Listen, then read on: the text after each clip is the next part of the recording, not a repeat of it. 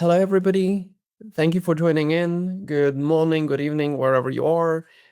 It's great to be back for the Cardano Contract Suite Q&A session 2. So I'm hoping that everybody who couldn't make the last session was otherwise preoccupied or actually managed to make the first session and has some additional questions.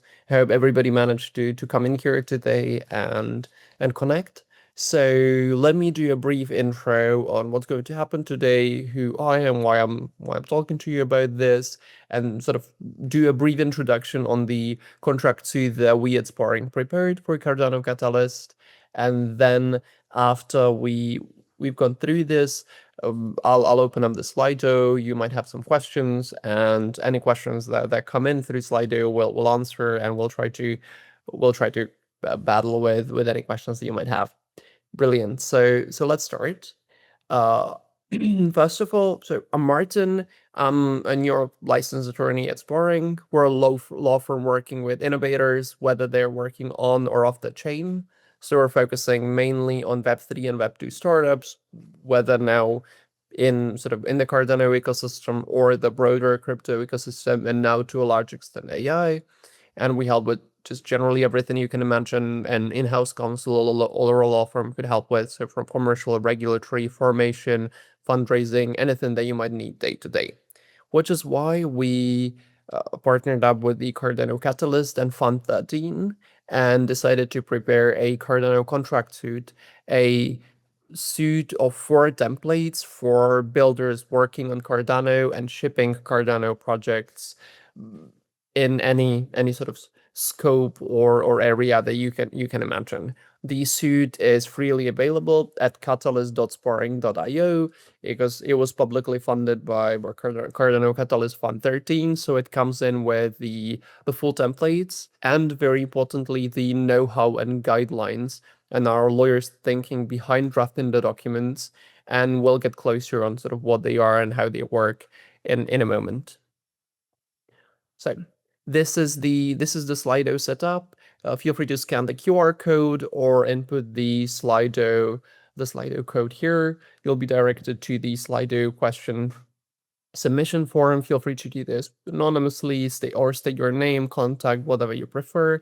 Feel free to ask any questions that you might have, including anything that relates directly to the templates and the contract suite, or perhaps specific clauses within that, or even other sort of Cardano specific legal questions that you might have, or anything in terms of sort of working with lawyers and just anything that comes to mind and could be relevant here. We'll go through the questions and answer whatever we can and whatever is relevant. So while we get some questions, because generally in these legal webinars, it takes some time for people to formulate their questions. I have a brief intro on the contract suite, and I'll do a quick explainer with some basic tips and just a bit of an introduction. Maybe this can get you started for some more questions, and then we'll move on to Slido with hopefully some questions in there by the time. So we decided to build the Cardano Contract Suite because we generally saw that most of the freely available templates online for commercial contracts aren't that great. They aren't focused on what Cardano or other crypto builders actually need. They don't really deal with the specifics of the ecosystem and some of the niche requirements that you might have. And then getting a specialized crypto counsel that will draft this for you is generally very pricey, and this is not something that would be accessible for many early stage builders. For that reason, we created 4 documents along with their drafting guidelines and then the general explanatory documents. So the first document that we have is the mutual NDA. This is to be used before any talks, before any deal is happening, and it is great for working with your possible partners when you want to discuss perhaps entering into a commercial partnership, some sort of a resale, maybe even working together on a project, merging with a different project. It is great for those early stage discussions when you really need to cover your confidentiality because what you have is unique and is creative. What we have here specifically as among other niche things, but what I want to point out here is the DAO-aware execution structure. So it works with sort of decentralized organizations that don't really have a legal entity yet and aren't wrapped in any corporate wrapper yet. and it's also working with like immutable information stored on chain, which might be difficult to delete. So it has some of these specifics that would be quite useful for signing within the Cardano ecosystem. Then we have the Master Services Agreement. This is for your paid client work. So essentially, if you're a development team developing a project within Cardano ecosystem, or perhaps a DAO that decides to partly fund itself by providing services, sort of leasing out maybe some of its developers and people to help other projects. So this is great when you want to form a long-term service relationship. But this also works for sort of more complex contracts on SaaS. So for instance, if you offer your service and you want to, alongside your sort of standard terms of service for normal users, you need to contract with a larger client suddenly, then the MSA that we prepared is a great starting point. And what it does is it is quite practical in that it sets up the contractual framework, and then every other project that you might have with the same client, every other scope or assignment is built under separate service order, so it's nice and flexible. So once whatever you're building is live, you've created this for the client or your general users, we have the service level agreement. So this is the agreement that ties to the service level support, uptime, support response times, and possible possible remedies for not meeting your timelines. We often see that SLAs are one of the contracts where sort of on-chain projects struggle because the risks and possible disruptions that happen on-chain are very different to what we see off the chain. And that means that the standard of the chain SLA templates just aren't suited to what we see in the Web3 ecosystem. And that is why we have sort of built in several carve-outs and sort of edge case scenarios for when something happens on the chain that is not common for other software, for instance, so that you're covered and the situations are anticipated. And then what we have finally is the contractor agreement for individual builders. This works from both sides. So if you are an individual builder who wants to work for a collective or a DAO or a larger project, then this is a contract that you can use to engage with them. Or conversely, if you're a project that's looking to hire developers globally, then this contractor agreement is a great way to do that. So we have it just adapted to the day-to-day of most Web3 projects, meaning that it allows for stablecoin payments and creates clear mechanisms for how this is done. It ensures the independent, like does the maximum thing possible to ensure the independent contractor status, so that if you're hiring people in multiple jurisdictions and let's say you have a decentralized team based in 5 or 6 countries, you didn't run into a situation where suddenly someone wants to consider them an employees and you're dealing with employment claims, which can be very tricky with sort of multinational teams that we usually see in Web3. So that is the 4 documents that we have, along with their explanatory notes and the general note. I'll just move on to some quick tips and things that we just see founders getting wrong quite often, and then I'll move to the questions that we have. So first of all, the what we often see as a classic pitfall with NDAs is where some information is stored on the chain, and whether that is a product of your corporation with like essentially code being created on the chain, or possibly just chain being used in one way or another to store information that is relevant to the parties. And then a general NDA would often require you to destroy and return all information that you have received from the other party or created for them. But that is of course not possible with the immutable chains, and therefore we anticipate this and add in clauses which say that the information ideally should be obfuscated so that it is perhaps on the chain, it is encrypted in a specific way, and then there are decryption keys which are stored off the chain and which can be erased, so that the information is stored on the chain but is no longer readable for anyone. So this is one of the workarounds that we came up with in the NDA, and that is why we highly recommend using this rather than just like standard Web2 templates that you can find on the web. Then the second point would be to the MSA and the IP transfers. So one of the key problems with just building in the decentralized ecosystem that Cardano is is that your clients or partners or whoever you might be expecting payments from, they're based all over the world. They're often decentralized. They are often anonymous or pseudonymous, so that it's very difficult to actually get to enforcement of any assets. And just if there's a non-payment claim, it's very difficult to get this collected. So of course, the number one suggestion always is get paid up front, get deposits. This is like the number one rule. But if this is impossible because the other party can't manage that cash flow wise, or there's a trust issue from going from both sides, then what we did is we tied the transfer of intellectual property under the contract to payments, which means that if the client or the counterparty, whoever they are, if they don't pay you in full, you retain ownership of the intellectual property that you developed for them until they pay you. And this can then be leveraged to either, to some extent, try and block their operations, use the IP yourselves, and try to recoup some of the costs, create pressure on collection. So this is a very useful mechanism where neither party has to trust the other, but there's some leverage for collection. Thirdly, also related to intellectual property under the MSA, is that we clearly separated the creation and use of reusable libraries, scripts, or frameworks that you previously developed from new custom IP that is developed for the customer. And what this means is that usually what we see projects doing is using a large part of pre-existing IP, building with open source available within the Cardano ecosystem, for instance, or the sort of own native tools. And what we did here is that these tools, anything that is open source, anything that is sort of general use, is retained as yours or whoever it belongs to, and is only non-exclusively licensed to the customer. And then only the things which are custom and are specifically developed for the customer are assigned to them. And this creates a very nice layered relationship where you assign all of the custom and important IP, but then all of the frameworks behind it stay yours and are reusable. And that helps you decrease costs in the long term. We have some very good negotiation notes on this in the document, so I recommend that you look through that as well.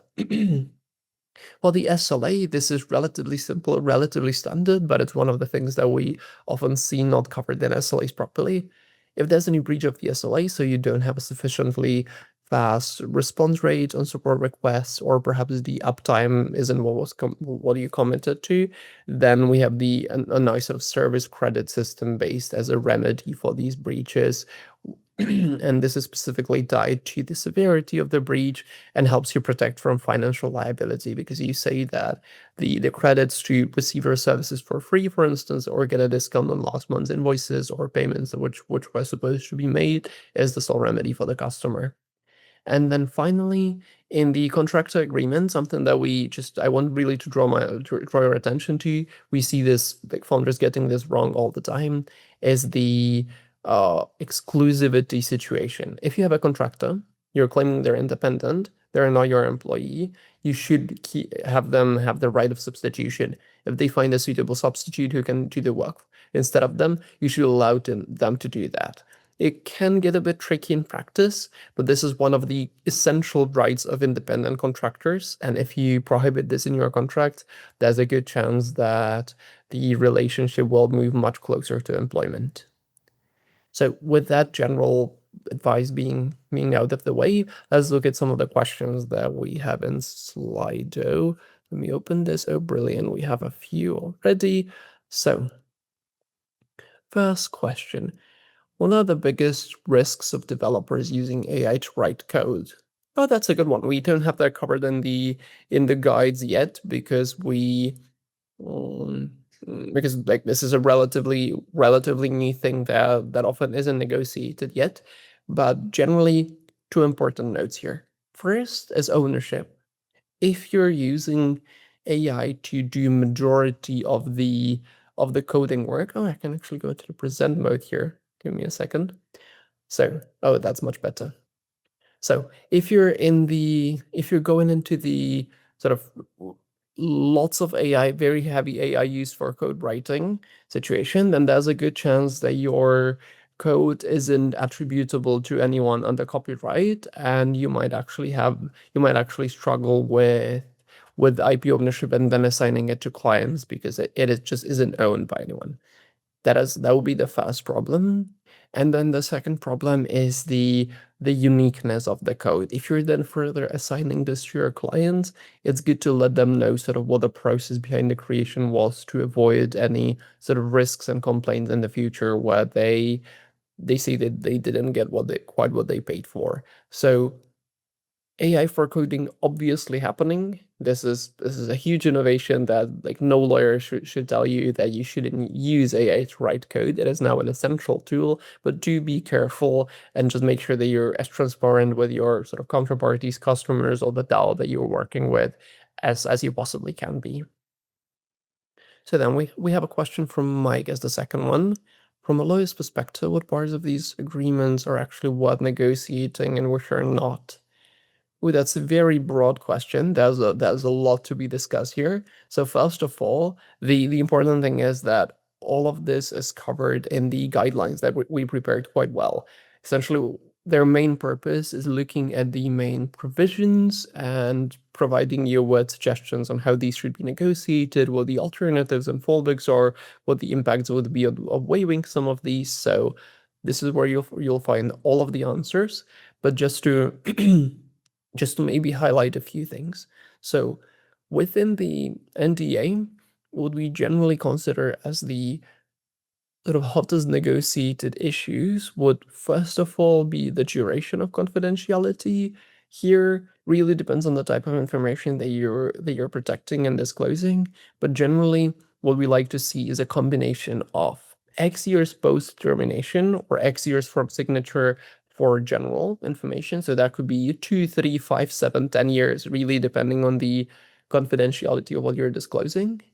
And second, the indefinite obligations for things such as financial information, personal data, or trade secrets. So this is the main approach, the main negotiated point that we have with the NDA. Then for the MSA, this gets a bit trickier because there is a lot of them. But I would say the two most important ones would be one, IP ownership, being very clear on who owns what part of what was developed, which of the features are sort of generally reused, consist of open source or your sort of in-house frameworks that you developed and want to reuse, and what is custom and what is assigned to the customer, and where the customer knows that they will get exclusive ownership and no one else will have something similar.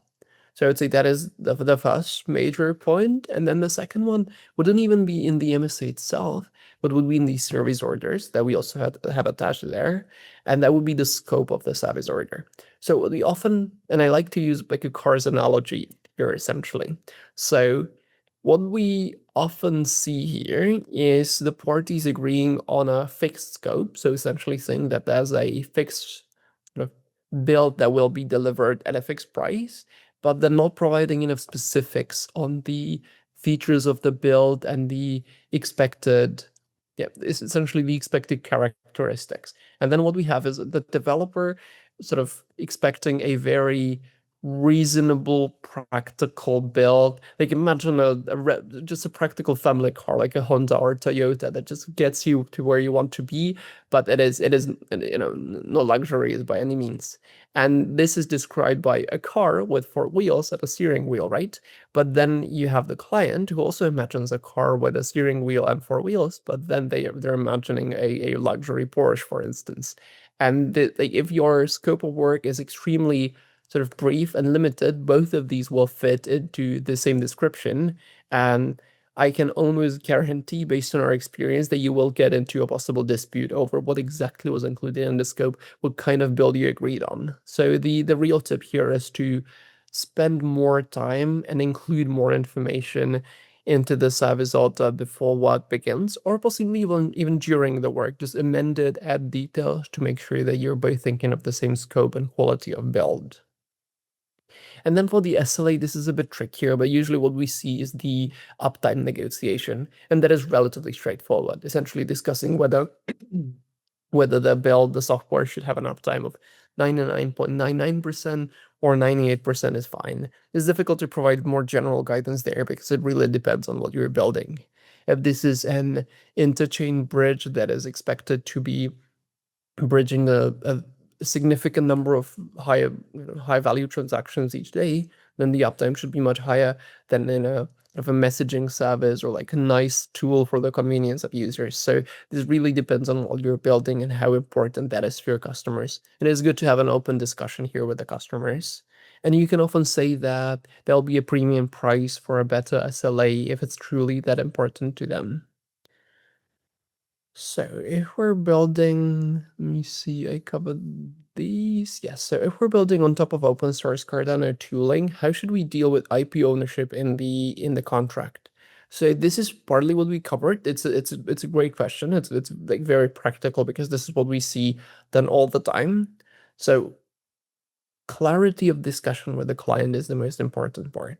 What you should do ideally is explain to the client that their required scope and what they want built consists of some sort of custom tooling and then some open source. You can use the open source to dramatically reduce the cost of the build for the client. You'll explain to the client that they will not own the code that is open source because that is not custom for them, but you will use that and then build a of good part of the software on top of that, and the client will own anything. Or maybe if you're not building for a client but for yourselves, of course, then you will uniquely own those parts. And the main tip here is if you're building this for yourselves and this is your product, then think about whether what you've built as the custom connectors within like sitting on top of the open source is like valuable enough to justify the project's existence. Like if you're just sticking together three relatively obvious solutions and anyone can create that, or whether that is sort of significantly valuable and unique and creative. And based on that, this should reflect your sort of the treatment of intellectual property that you have, how careful you are about it, and similar. So we have this covered. The negotiables, depending on open source, we have this covered. So we want to give our devs a token allocation instead of cash. Is it easier legally or way harder? What's the cleanest structure? So I understand that we mean sort of project tokens that so we're distinguishing like payment in, I assume, cash or mostly stablecoin versus a token allocation that is long-term from your protocol. So this is in many ways similar to granting people equity in sort of an off-chain company. It is legally harder than just paying them in stablecoin, but it is somewhat easier than granting equity. Essentially, what we see as so this depends jurisdiction to jurisdiction on where the person is sitting and where your sort of project is formed. But the most important thing that I would say here is the limitations on transfer. Just really make sure that both the recipient and you understand and have very clear rules on what they can do with the tokens when they receive them, whether they can sell them immediately, or there's some sort of a vesting, or there's a vesting, but then there's a lockup, or whether there's whether you're like pre-token generation event, and therefore the lockup will only apply after the TGE. So there's a lot of sort of minutia and details on how the tokens are owned and when they can be transferred. And this is the number one term that you should have covered if you're giving out sort of motivational tokens to the team. And then for now, we have the final questions. So can these templates be used for grant-funded projects? Yes, this is one of the core use cases of the projects. And this is how we imagine most of them being used. That is why we incorporated, at least in the sort of NDA stage, the sort of unincorporated project that just received the grant doesn't have the legal structure set up yet. And also in the sort of MSA and generally, we're expecting that this might be a project living from a grant that is then doing some additional work to maybe get a bit more extra sort of funding from third parties. So yes, absolutely. Just make sure that if you are receiving grants from third parties, and here I don't mean Cardano Catalyst because that is highly reputable. That is what fuels us as the ecosystem. That is not where I would be worried. But if you're getting grants from third parties and sort of smaller projects or sort of individuals, make sure that you have the grant terms very sort of cleanly written down, and possibly some sort of a grant agreement, just so you know what you're signing up to when you are receiving the funding. Okay, so that was for now the last question. I am not sure if we possibly have anything else in a moment. Let's see. But if we don't have anything else, then thank you for coming today. Thank you for the questions. Truly interesting. I'm glad that people are finding these templates useful, that you're looking through them, asking questions. If you have anything else, feel free to reach out, contact either myself or us generally at Sparring. We'll be happy to answer more questions, just provide a bit more context, and be helpful however we can. So thank you, everybody.